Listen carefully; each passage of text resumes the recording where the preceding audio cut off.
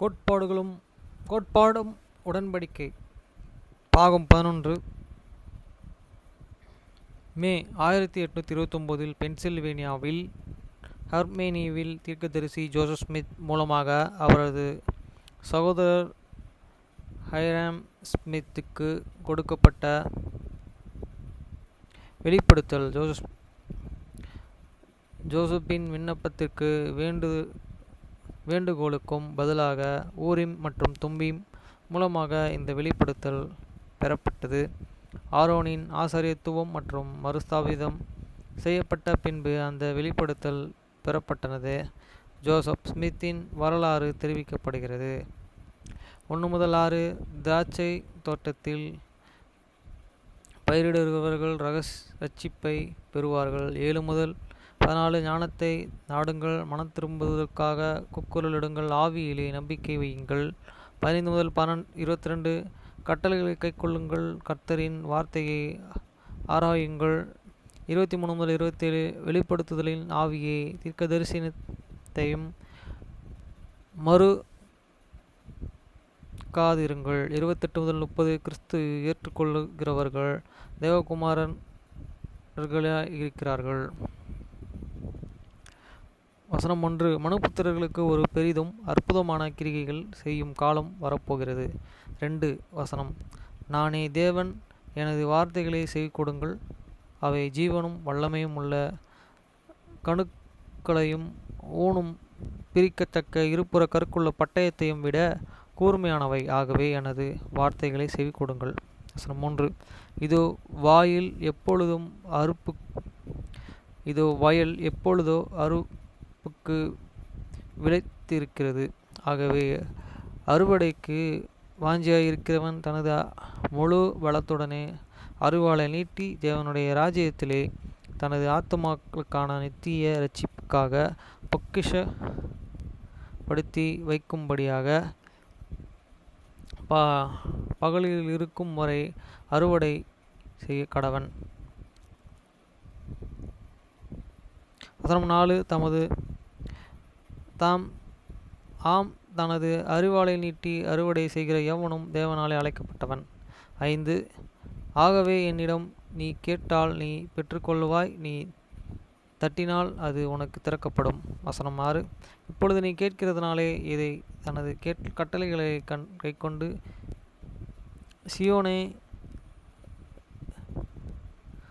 கண்டு வந்து அதை ஸ்தாபிக்க வகை தேடு என நான் உனக்கு சொல்கிறேன். வசனம் 7. ஞானத்தை அன்றி ஐஸ்வர்யத்தையும் நாடாதே. இதோ தேவனுடைய ரகசியங்கள் உனக்கு வெளிப்படுத்தப்படும், பின்னர் நீ ஐஸ்வர்யவானாக்கப்படுவாய். இதோ நித்திய ஜீவனை உடையவனான ஐஸ்வர்யவான். வசனம் 8. மெய்யாகவே மெய்யாகவே நான் உனக்கு சொல்கிறேன், என்னிடத்தில் வாஞ்சிக்கிறதை போல அது உனக்கு செய்யப்படும். நீ வாஞ்சித்தால் அந்த சந்ததியிலே நீ அநேக நற்கிரிகைகளை செய்கிற கருவியாயிருப்பாய். வசனம் 9. சந்ததிக்கு மனம் திரும்புதலை அன்றி எதையும் சொல்வாதே.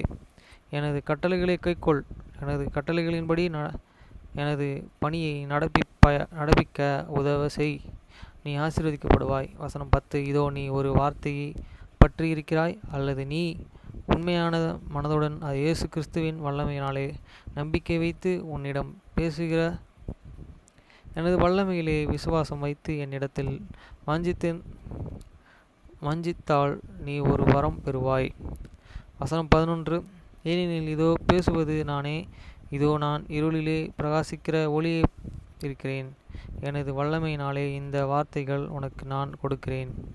வசனம் 12. இப்பொழுது மெய்யாகவே மெய்யாகவே நான் உனக்கு சொல்கிறேன், நன்மை செய்ய நீதியை செய்யவும் தாழ்மையுமாய் நடக்கவும் நீதியின்படி தீர்ப்பு செய்யவும் உன்னை வழி நடத்துகிற அந்த ஆவியின் மேலே உனது நம்பிக்கையை வை, அதுவே எனது ஆவி.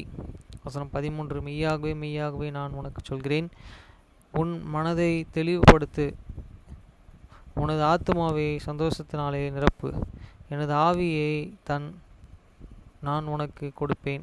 வசனம் 14. பின்னர் நீ அறிந்து கொள்ளவாய் அல்லது நீ பெற்றுக்கொள்வாய் என விசுவாசத்திலே என் மீது நம்பிக்கை வைத்து நீ என்னிடத்தில் வாஞ்சித்த நீதியின் சம்பந்தப்பட்ட காரியங்களினாலே எனது காரியங்களை இதனால் நீ அறிந்து கொள்வாய்.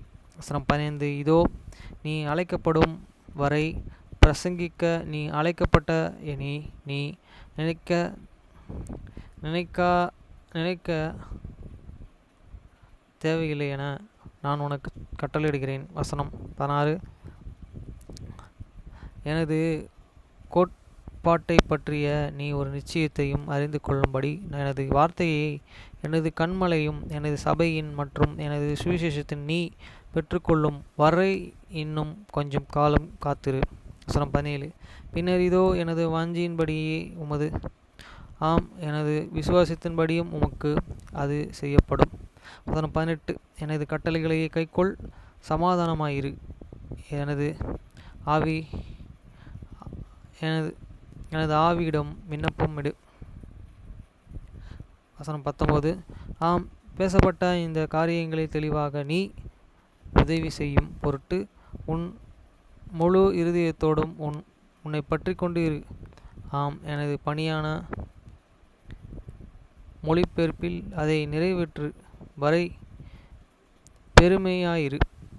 வசனம் 20. இதோ உன் முழு இருதயத்தோடும் உன் முழு மனதோடும் நலத்தோடும் எனது கட்டளையை கைக்கொள். இதுவே உனது பணி. வசனம் 21. எனது வார்த்தைகளை அறிவிக்க நாடாதே, ஆனால் எனது வார்த்தைகளை பெற முதலாவதாக நாடு. பின்னர் உனது நாவின் கட்டுகளை அவிழ்த்துவிடு. பின்னர் நீ வாஞ்சித்ததல்ல, மனுஷர்களை நம்பச் செய்ய தேவனின் வல்லமையினாலே எனது ஆவியை எனது வார்த்தைகளையும் நீ பெறுவாய். வசனம் 22.